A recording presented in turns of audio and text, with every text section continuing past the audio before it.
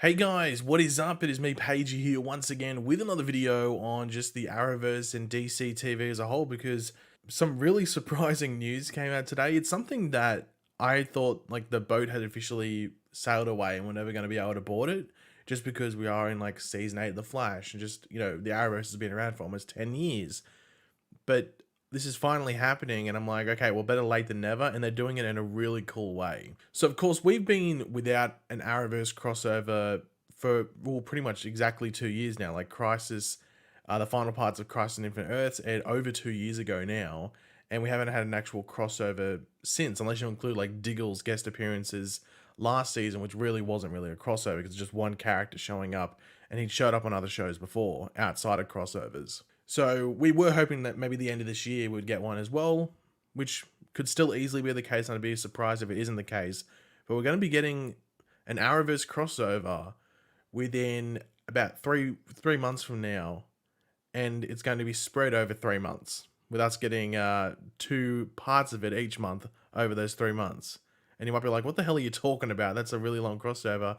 Well, that's because it's actually not on TV. So DC Comics released today that Earth Prime, so that's the name of the series, Earth Prime, will be bringing DC's television superheroes to comics for the first time in canon for an epic in-universe crossover. And actually, in regards to first time, I added that.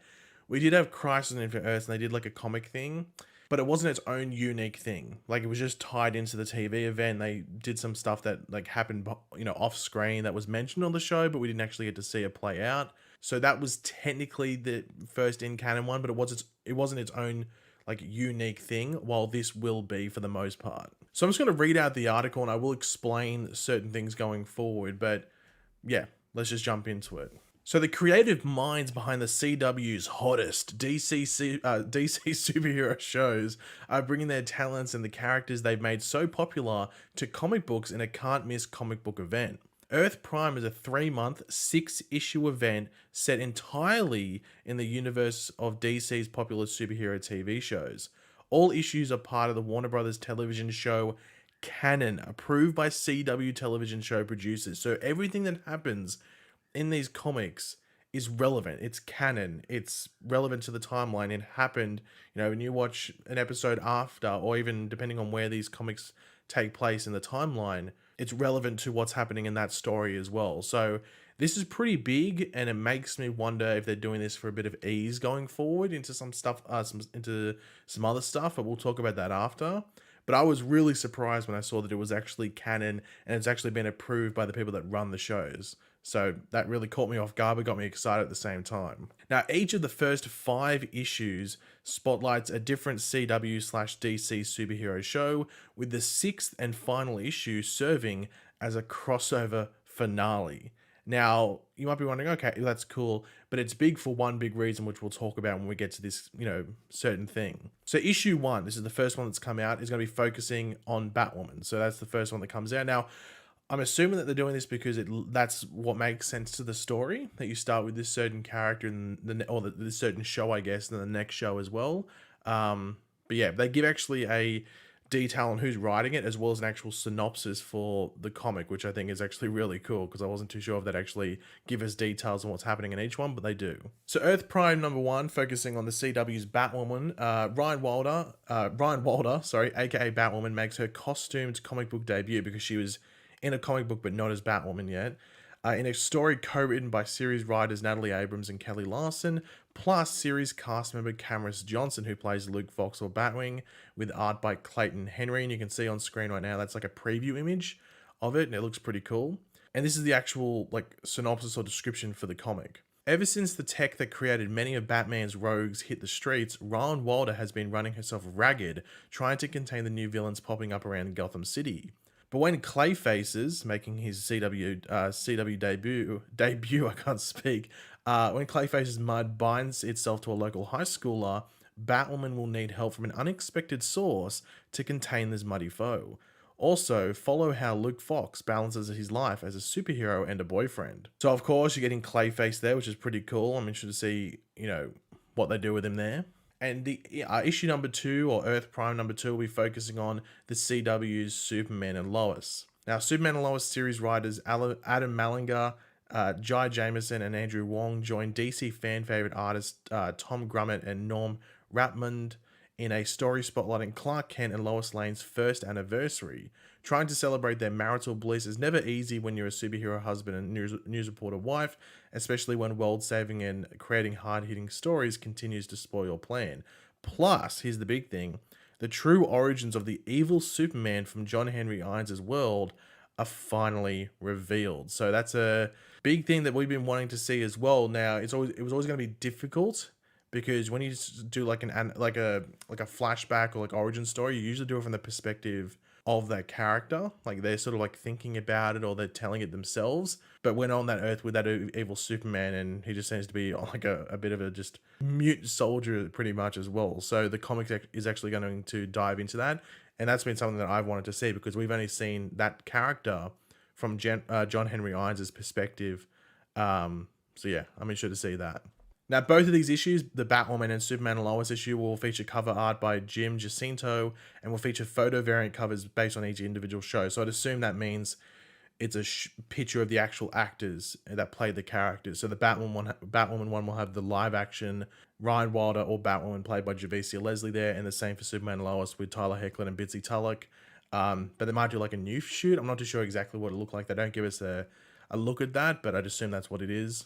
But here we go. Subsequent issues will spotlight the CW television series DC's Legend of Tomorrow, DC's Stargirl, and The Flash, all written or co-written by creative talent from the shows, and each issue will also include bonus material created by cast members of the CW shows, but here's the big thing, as well as teasers that will provide clues to the nature of the final crossover in issue number 6. Now, I'm interested to see what this final crossover issue is because the comic issue isn't extremely long unless they make it long, they make it a bit extended. So I'd assume that they're going to have to do not a lot of build up, but some build up in these lead up comics, which is where we have these teasers that will provide clues. But the final crossover could be something small where it just unites everyone together for the first time. Now, the big thing with this that's interesting or intriguing me is the fact that it is called Earth Prime. And they could have easily just called it Arrowverse or even CWverse, number 1, number 2, whatever they wanted to do. But they're going out of the way to call it Earth Prime. Now, I guess the big thing here is this like officially going to connect Stargirl with the other shows. I've seen people saying it's going to fold their Earth into ours. I don't think that wouldn't make sense. I don't know how you could do that. However, I don't think it's too much of a surprise that the Flash is if we're just going off this, that like, yeah, Batwoman is number 1, Superman and Lois is number 2, and then you have issue numbers 3, 4, and 5 is how it's presented here. So Legends is number 3, Stargirl is number 4, and Flash is number 5. I would assume that that's how Stargirl crosses over. The Flash connects it all in their 5th episode and brings Stargirl into this final 6th issue.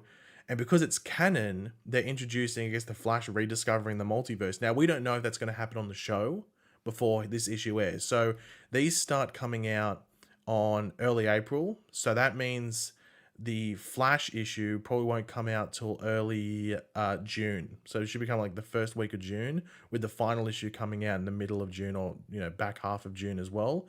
So the Flash will almost be done airing this season before that issue airs. So we could see him rediscover the multiverse before this issue happens, because how are you going to cross over Stargirl and have her involved in this crossover? Because we know she exists on Earth too.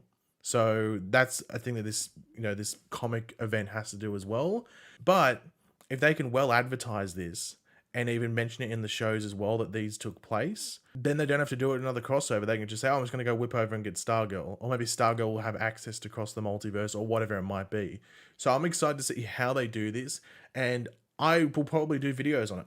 I'll try and get the comics as soon as they come out and read them and break them down and explain what happens. Because I know people either just don't like reading comics specifically, or they just can't afford to buy them, which is completely fine, because knowing this, they'll probably chuck a bit of a added price tag on it just because it's a special event. They'll probably make it like an extra $1 or $2 more for each issue or something like that, because that's what they do.